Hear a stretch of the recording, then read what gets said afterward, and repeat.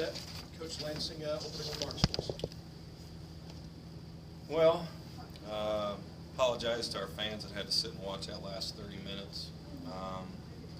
We're very much a work in progress.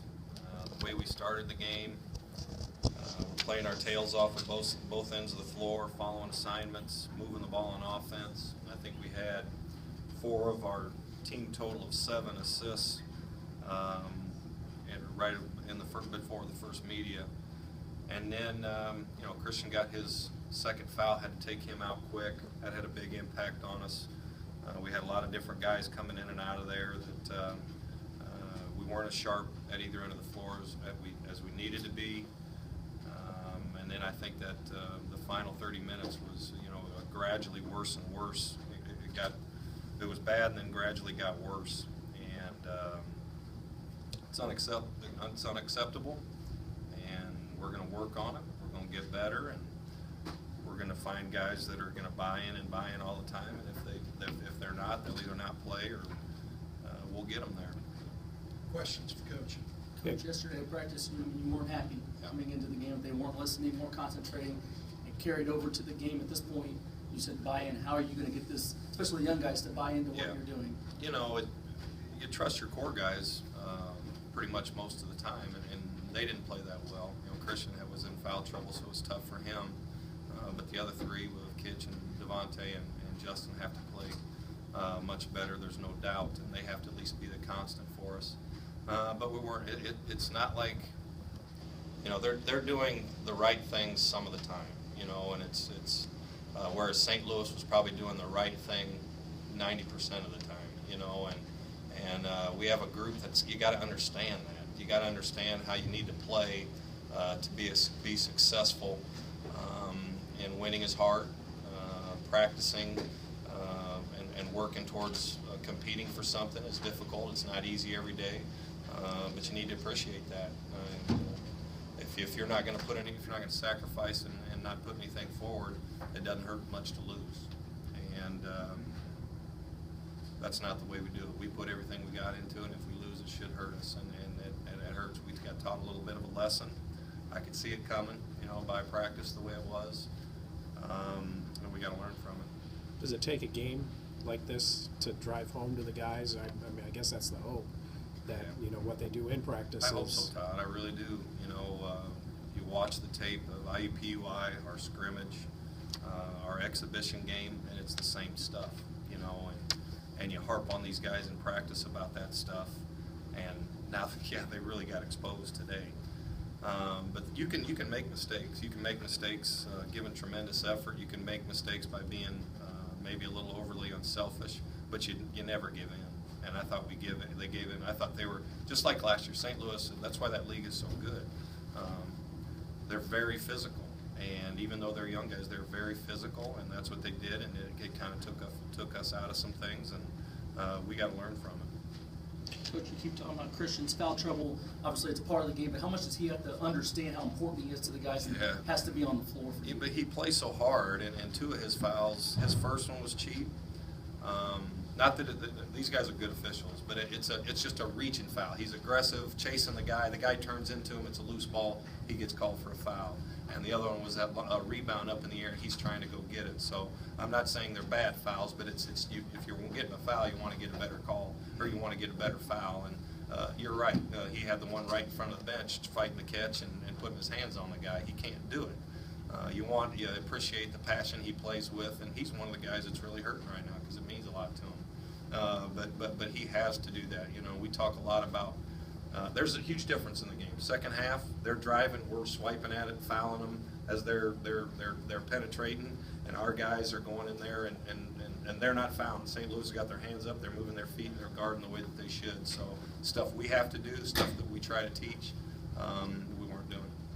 What do you do, Greg, with a team that where a lot of guys have to learn that some of the give-in that you were talking about, probably came from the mistakes that happened. The mistakes probably led to some of the give-in. Yeah. How do you try to, how do you bridge that gap? You can't be afraid to make mistakes. If you're going to make a mistake, it's got to be at maximum effort, and it got rolling. It started steamrolling there in the second half.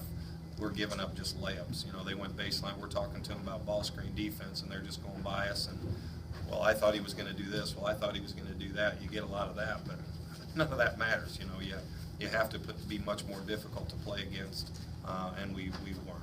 We weren't. They got it steamrolling there. Obviously, Coach Cruz does a great job. They're well prepared. They're well coached, and they're a very good basketball team. But just shows we have a long way to go. I hope the guys can figure that out and take this butt kicking as a lesson and continue to get better. Free throws were an issue, and they weren't just an issue late. They were an issue when the game was in the balance, and you know, that hurt. That could have hurt at IUPUI the other night too. And yeah. Obviously, that's something that needs to improve as well. The only thing I can think of is shoot more of them. You know, and you're 5 of 25 from the three-point line. We can't just do free throw shooting drills and three-point shooting drills in practice. You have to do that stuff on your own. And we have guys that do, and we have guys that do it every day. But it's that we have a lot of guys on scholarship that aren't doing it, and they need to.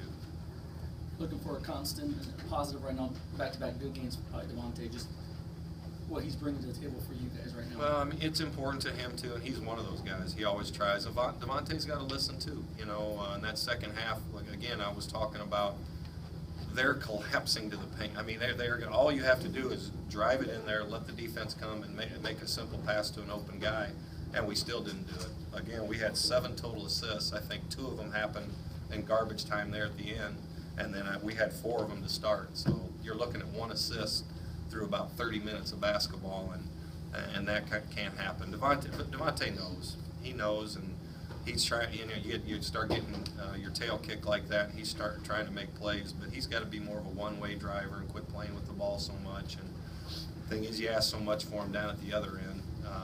You know, you're going to live with a little bit of it at the other end.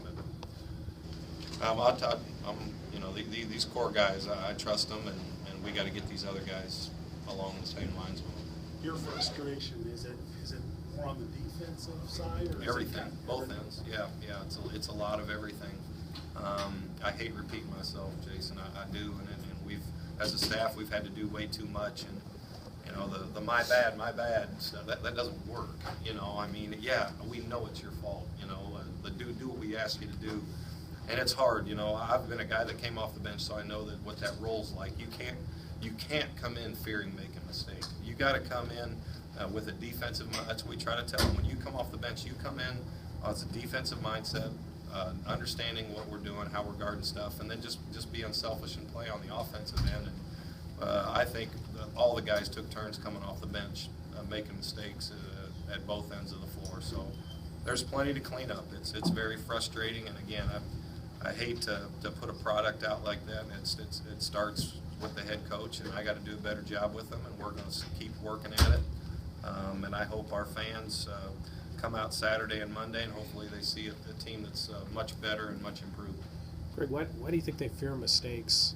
Do they understand sometimes that they're making mistakes? I mean, is it a little bit of both? That's natural. Nobody wants to screw up, you know. So it makes you be a little more tentative than what you can be, and you can't have that mentality. You know, you can't have that at all. You have to come in giving your maximum at all times. But you know, there's mental stuff too. You can't just fly around crazy, because we're asking them to do different things and how we guard stuff. But you can't come in afraid to make a mistake, because you're going to make a mistake, and then you wilt a little bit. You're even worse after that, because you're thinking about the mistake you made, and you're letting the mistake compound and cause another one. So it's a lot of that. You know, like I said, it was kind of a groundswell there that last 10 minutes. Anything else for Coach?